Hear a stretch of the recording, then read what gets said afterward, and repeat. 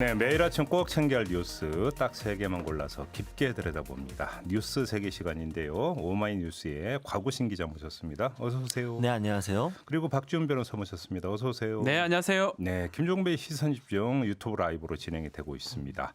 유튜브에 들어가셔서 좋아요와 구독 버튼 눌러주시고요. 의견도 달아주시기 부탁드리고 유튜브 얘기하니까 네. 하나 또 말씀드릴 게 있습니다. 총선 특집으로 꾸몄던 천기 누설은 지지난주에 끝났습니다. 종료가 됐어요. 네, 그리고 한 주 쉬고 다시 재개를 한다고 말씀을 드린 바가 있는데 내일 다시 천기 누설이 이어집니다. 시즌 2가 되겠습니다. 2죠, 시즌 2. 그렇습니다. 대선할 때까지 할지는 모르겠지만. 네, 그래 제 파트너를 어떻게 한번 바꿔볼까도 고민을 해봤는데 대안부재라. 네, 박지훈 변호사도 당분간 제가 네. 할 거고. 또 의기소침해서 또 아니, 당분간 계속 기대해도 좋을 것 같습니다. 네, 얼수무당은 계속됩니다. 네. 네. 곽우신 기자는 네. 그 총선 특집 천기 누설이 지금까지 토탈 몇 편 올라갔는지 알고 계십니까? 총 몇 편이었냐고요? 네. 갑자기 저 당황하는 거 봐. 네, 굉장히 당황스럽네요. 지금 챙겨봐면서 세보진 않았는데. 다 안 들었다는 얘기잖아요. 지금 다. 약간 총선 끝나고 나서 조금 늦게 체크하느라고. 예. 이러면 또 그 전까지는 왜 제가 딱 꼬박꼬박 다 했는데. 이러면 또 구박 들어가야 됩니다. 그렇죠? 네. 제가 뒤끝 엄청 긴 거 알고 계시죠? 네, 이렇게 정규 편성될 줄 알았습니다. 네, 네 알고 있었죠. 또 이런 멘트를 마지막으로. 아유, 네. 유튜브 시사에 한 획을 그은. 네, 예. 네. 자, 내일부터 다시 천기 누설 재개가 되고요. 네. 이전과 똑같이 토요일 오전에 한 10시 전으로 업로드가 될 겁니다. 시선 집중 시간 조금 지나서 그렇습니다. 토요일. 많이 네. 기대해 주시고 또 많이 애청해 주시기 부탁드리겠고요. 자, 첫 뉴스 가보죠. 네, 검찰의 채널A 압수수색 시도가 41시간 만에 끝이 났죠. 검찰은 채널A와의 협의 끝에 이미 제출 형식으로 일부 물품을 압수했습니다. 해당 압수물들에 대한 분석이 시작됐다라는 보도들이 나왔는데요. 네. 특히 이제 해당 기자와 검사와의 유착 관계를 증명할 녹음 파일을 확보했는지가 지금 주요 관건으로 보고 있습니다. 네. 근데 이제 실제로 확보했을 가능성은 좀 낮지 않느냐라는 전망들이 나오고 있는데요. 앞서 대검찰청 인권부에서는 이 자체 조사를 실시를 했으나 녹취 파일을 확보하지 못해서 해당 검사장이 실제 지목된 그 검사장인지 등을 확인하기 어렵다고 결론 내린 것으로 전해졌습니다. 네. 그러면서 이제 검찰은 이 분석을 마친 뒤에 관련자들을 소환할 전망이라고 하는데요. 지금 이런 와중에 대검과 서울중앙지검 사이의 갈등설, 부실 영장 논란 등까지 겹치면서 네. 좀 난항을 겪을 것으로 예상되고 있습니다. 이게 이제 윤석열 총장이 균형, 형평 강조한 거, 네. 이제 이걸 가지고 또 여러 가지 이야기가 나오고 있던데요.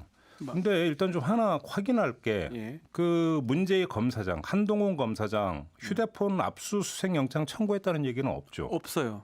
그 얘기는 전혀 없습니다. 없죠.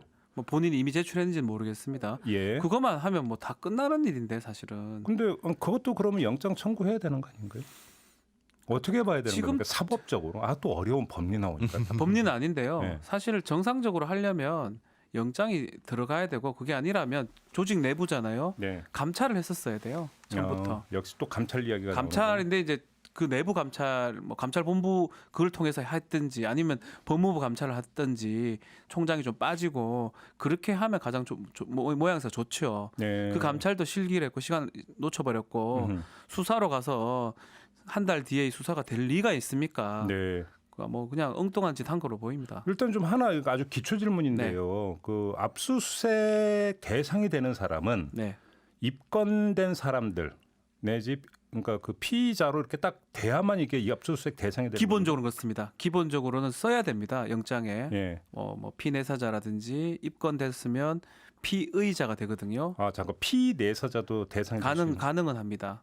제가 왜 여쭤봤냐면 지금까지 언론 보도를 종합을 하면 이제 감찰은 안 했고 대검 인권부에서 조사를 했다라는 거잖아요. 네. 근데 조사 결과 이 검사장이 누구인지 특정을 하지 못했다. 안 했는지 못했는지는 잘 모르겠습니다. 아무튼 그래서 혹시 압수수색 대상에서 빠진 거냐 이걸 여쭤보길래 그렇진 않은 것 같아요. 그건 하려면 아니고? 다 할 수 있습니다. 하려면 다 할 수 있는데 안 하려면 다 안 할 수 있고요. 네. 전 후자라고 봅니다. 후자다. 예. 아니 그러면 균형 형평 얘기하면 안 되는 거잖아요. MBC를 압수수색한다는 게 말이나 됩니까 이게? 또 톤 올라간다고. 아니. 참 답답합니다. 네. 그리고 이게 이렇게 해도 되는가 싶어요. 네. 아니 그래서 저는 또 단순한 건데요. 검사장과 그 이동재 기자의 어떤 그 핸드폰을 압수를 해서 네. 두 사람 간의 통화가 있었는지만 확인을 하면 그 반은 일단은 이루어지는 거 아닌가요? 제가 계속 얘기를 하지만 아니 뭐 수사를 그렇게 어렵게 해요? 처음부터 둘이 불러서 네. 안 불러도 됩니다. 둘이 휴대전화 내라 하고 컴퓨터를 내라 한다든지 이러면 끝이잖아요. 이걸 왜 이렇게 어렵게 합니까? 아니면 그 통신사의 통신 내역 조회하면 그것도 안 돼요? 방법이죠. 두 사람 간에 그 통화가 있었는지 그 없었는지. 설사 통화했을 수도 있죠. 한 명은 설마 두 사람 중에 누구라도 대포폰 썼을 리는 없을 거 아닙니까? 그건 또 모르죠. 아, 그걸 모르나요? 그 썼으면 그 범죄입니다. 그 자체가 범죄예요. 지금 지쳤거나 좋아하는 게 없거나님이 닉네임이 깁니다. 네. 대포폰 쓸 텐데 뭐라고 그러니까 딱 보내주셨는데 최순 에이 씨랑 설마. 최소한 똑같은 거잖아요. 네. 그래요? 만약에 혹시나 기자나 혹시나 검사가 네. 대포폰 쓰고 전화질하고 이러면 음. 그거는 정말 해서는 안 될 행동입니다. 아 그러니까요. 지금 규정도 다 바뀌어가지고 네. 공보 검사를 통해서 음. 피의 사실 얘기하고 피의 사실 못하도록 돼 있거든요. 네. 그런 내용들이 다 있었다면 네. 처벌 받아야 되겠죠. 그래요. 일단 저는 그래서 아주 그 쉬운 길이 있고 기초적인 어떤 그 루트가 있는데 일단 이거부터 좀 밟아야 되는 게 아닌가 싶어갖고 좀 계속 질문을 드렸던 거예요. 속상합니다. 아 속상하세요. 네. 부끄럽기도 하고요. 알겠습니다.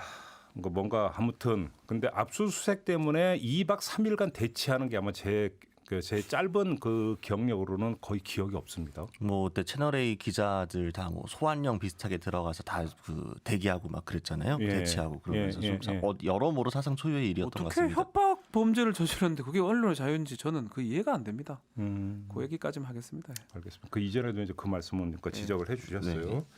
알겠습니다. 자 그리고 어제 MBC 보도를 보니까 그 뭐 윤석열 총장이 뭐 균형 형평을 강조를 하는데 MBC는 또 그 이미 제출 형식으로 일부를 그러니까 검찰이 제출을 했다. 네. 이 사실도 그러니까 어제 MBC 보도에서 나오더라고요. 그렇죠. 네. 요즘 확인하고 영장 넘어가도록 필요 없으면 낸다면 낸다는데 왜 그럽니까? 알겠습니다. 다음으로 넘어가죠. 네, 지난 본회의 때 함께 통과됐던 법안 중에 하나가 인터넷 전문은행법인데요. 이를 두고 지금 논란이 좀 나고 있습니다. 네. 이미 사실 최이배 의원 등의 반대 토론을 거치면서 3월에 한 차례 본회의 처리가 무산된 바 있었죠. 근데 이제 여야 합의로 이번에 다시 올라왔습니다. 통합당 등이 강하게 통과를 바라는 와중에 민주당 같은 경우에도 찬반을 당론으로 정하지는 않았지만 네. 이인영 원내대표는 협조를 당부를 했었습니다.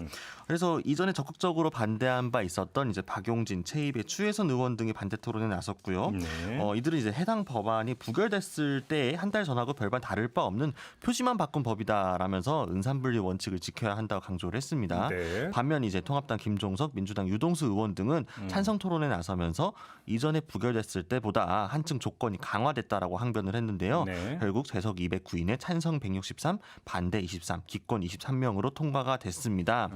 대주주 요건이 좀 강화됐다고는 하지만 결국 이제 KT가 K뱅크 최대 대주주로 올라갈 수 있도록 길이 열림으로써 KT 특혜법이라는 논란이 일고 있습니다. 이 은산분리 규정이라고 하는 게 이제 산업자본은 그 금융자본 특히 은행의 어떤 지분을 소유하는데 한도를 둔다 이거잖아요. 일정 금액이죠. 예. 그렇죠. 일정 지분을. 근데 이거를 좀 많이 완화해 줬다라는 거잖아요. 네, 그러니까 이제 34% 이상을 가질 수 있게 하는데 그 전에는 이제 공정거래법 상에 이 어긴 사실이 있게 된 그런 기업들은 그렇게 가질 수 없도록 안 되도록 해놓는 거였는데 이 규정을 일부 풀어주는 거였죠. KT가 사실 위반을 했기 때문에 네. 그 규정대로라면 가질 수가 없습니다. K뱅크를. 네. 근데 그거를 이제 풀어줬기 때문에 이번 개정안에 가질 수 있게 됐고요. 어쩌면 왜 KT 특혜법을 자꾸 얘기를 하냐면 KT는 바로 혜택을 볼 수가 있습니다. 어떤 혜택이요? 바로 이제 소유하거나 가능하기 때문에 예전 법규대로라면 공정거래법 위반 사안 때문에 안 되게 돼 있었는데 그걸 완화됐기 때문에 그것 때문에 추혜선 의원이나 최이배 의원들, 네. 또 박용진 의원들이 반박을 했던 상황이고요. 그렇죠. 네. 근데 이렇게 돼버리면 또 이제 그럼 당연히 KT는 K뱅크가 더 출자할 수 있게 되겠죠. 더 하면 되죠. 왜 34%까지 그러면 대주주 요건이 완화가 됐으니까. 그러니까 34%. K뱅크가 자금난을 겪고 있는 상황에서 당장 지금 경제지 등을 중심으로는 K뱅크 뭐 살 길 열렸다 이런 식으로 좀 긍정적인 보도들도 좀 나오기는 했는데요. 네. 반면에 지금 경실련 등에서는 상당한 지금 우려가 나오고 있죠. 특히나 좀 뭐랄까 이 사실 처음부터 인터넷 전문 은행법이 들어설 때부터 논란이 예상되었던 법안이었는데 결국에는 원포인트로 계속 결국 특정 은행 살려주기 아니냐. 이 특정 은행을 어떤 기업이 소유할 수 있게 길을 열어주는 거 아니냐. 얘기 나오는 거죠. 사실은 그거죠. 그렇게 봐야 되는 거 아니에요? 네, 그렇죠. 현실적으로는 그렇죠. K뱅크 살려주기법. 네. 이렇게 표현해도 뭐 그 무리는 아닌 거죠. KT와 K뱅크한테 특혜를 주는 법이라고 봐도 무방합니다. 근데 좀 걱정이 되는 부분은 그러면 이게 결국은 K뱅크로만 한정이 되겠느냐. 이게 또 하나의 어떤 선례가 되어버리면서 그렇죠. 네. 네. 이게 은산분리 규정 자체가 결국은 사문화되어 버리고 무력화되는 거 아니냐. 완화가 돼서 그러니까요. 많은 어떤 그런 뭐 인터넷 은행 같은 게 설립될 가능성이 또 있겠죠. 그러게요. 예. 이게 이제 그 미치는 파장까지 좀 같이 봐야 되는 문제가 좀 있는 것 같습니다. 네. 아무튼 그냥 묻어서 통과가 됐다. 네. 뭐 이 이야기가 되는 거고요. 꼭 이제 그 국회의원 임기가 끝나고 마지막 4년 차 이제 그 끝 부분에 되면 이 밀렸던 법안들 처리가 돼요. 네, 그렇죠. 창고 대방출 차원에서 네, 네, 네. 그러면서 어떤 그 의안 처리 건수를 올리기는 하는데 그렇죠. 근데 문제는 여기서 어떤 충분히 이것이 검토가 되고 논의가 되고 또 어떤 사회의 어떤 그 공론 과정을 거치면서 통과가 되는 게 아니라 그냥 마구잡이로 약간 날치기 비슷하게 통과가 마구잡이로 그냥 마구 통과되는 경우가 있어요. 그럼 나중에 이제 이게 뒤처리가 또 문제가 되는 경우가 지금도 종종 있거든요. 보면 이게 209인 정도만 참석을 했거든요. 네. 뭐 잘못되는 건 아닙니다. 네. 제적 가반수만 나오면 되니까요. 근데 많은 수가 빠진 상태에서 토론도 좀 적었어요. 토론하긴 그러니까요. 했지만 이런 부분들이 좀 문제가 될 여지는 있어요. 이것도 지금 좀 빨리 급하게 통과된 게 아닌가 비판이 그러니까요. 되고 있잖아요. 그러니까 그 본회의 표결에 참석하지 않았던 80 몇 명인가 있잖아요. 네, 그러니까 네, 네. 그 상당수가 낙선 낙선자라면서요. 의원이겠죠 아마도. 그건 뭐 인지상정이긴 한데 그래도 돈 아니요. 받잖아요 세비. 인지상정이라고 하면 안 되지. 예 죄송합니다. 세비는 받은 거 증거 얘기죠. 일하러 와야죠. 곽우신 기자가 지금 정당 출입이시잖아요. 네, 그렇죠. 네. 그 의원들 지금 뭐 하고 있는지 한번 좀 취재를 해보시면 어떨까? 아니 그러니까 약간 이제 총선 끝나고 나서 네. 낙선한 의원들은 대체 약간 뭐랄까 일종의 허무감이랄까 아니면 이제 나 이제 방 빼니까 이제 하면 되겠지. 사실 그러면은 그 방 보좌진들도 방을 옮겨야 되는 상황에서 이제 그거 준비하고 다니고 그런 것 때문에 사실 제대로 안 굴러가는 경우들이 상당히 많거든요. 그 방 네. 자체가. 그러니까 네. 사실 보좌진들이 안 움직여지면 의원들 같은 경우에도 그 보좌진의 도움이 없이는 스스로 이렇게 판단하기 어려우신 분들도 좀 있기 때문에 예, 뭐 그런 경우들까지 겹치게 되면은 그냥 개점 휴업 상태인 아니, 헌법기관들이 몇 번 생기는 거죠. 그게 이제 한 달 반이 되는 거잖아요. 네. 한 달 반 동안 공돈 받는다는 얘기죠. 그렇죠. 말이 되나요, 그게? 항상 안 된다고 저도 5월 생각하고 있습니다. 29일까지예요. 지금부터도 한 달 남았어요. 그러니까요. 자, 다음으로 넘어가죠. 네, SH 서울주택공사가 반지하에 사람이 살지 않게 하겠다라면서 다세대 다가구 주택의 반지하 공간을 새롭게 활용하는 방안을 내놓았는데요. 어허. 이 매입 임대주택의 반지하 총 671호를 현재 SH공사가 보유를 하고 있습니다. 네. 근데 이제 해당 거주 세대들은 모두 지상층으로 옮기고 네. 대신에 이제 그 빈 반지하 공간을 뭐 창업교실이나 우편 택배 보관소, 주민 커뮤니티 이런 어떤 복지 문화 시설로 바꾸겠다. 네. 이 계획을 세웠습니다. 그러면서 이제 김세영 공사 사장은 SH 소유 반지하에는 더는 사람이 살지 않게 될 것이라고 지금 밝혔는데요. 일단 네. 굉장히 요 취지는 좋았습니다. 네. 그런데 논란이 생긴 게 이 반지하 공간의 이름을 영화 기생충에서 따와서 기생층으로 지었습니다. 기생층. 예, 기생층. 그래서 기회가 생기는 층의 줄임말입니다. 예. 이 공공기관에서 공식적으로 지은 공간의 이름이 기생층이 되어 버리니 좀 온라인을 중심으로 비난 여론이 상당히 거셉니다. 일부 계층에게 좀 모멸감을 줄 수 있다는 아니, 이유죠. 현재도 반지하에 사는 분들이 많은데 네. 그분들 들으면 기분이 어떻겠습니까? 네. 왜 이렇게 기생이란 말 자체가 그런 거잖아요. 용어 만들 수 있어요. 또 더 좋은 게 있을 건데 네. 기회가 생긴다고 뭐 어떻게 진짜 그렇게 생각했는지 모르겠는데 줄임말로 예.